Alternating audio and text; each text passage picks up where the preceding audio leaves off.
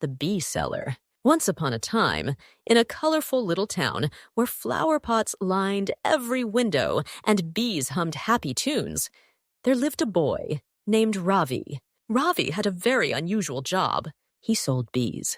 Yes, real buzzing, bumbling bees. Now, these weren't just any bees. Ravi's bees were special. They were friendly, hardworking, and very polite. And each one wore a tiny straw hat. Well, in Ravi's imagination, they did. Every morning, Ravi would carry his tiny bee cart through the village, calling out, "Bees for your garden, bees for your flowers, friendly bees with flower power." People would giggle and gather around. "Ravi, you're such a funny bee seller," they'd say. But not everyone understood. Old Mr. Grumble, who lived in a big gray house with not a single plant, frowned at Ravi every time he passed by. He huffed. "Bees are pests. Keep them away from me."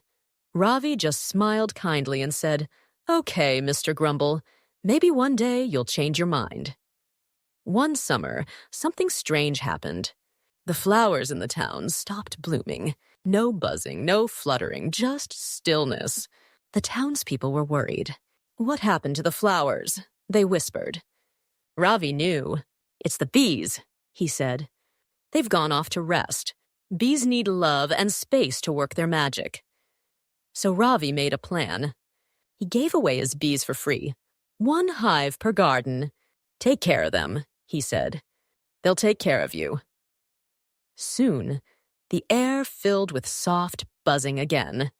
Flowers bloomed in every color, and fruit trees danced with blossoms.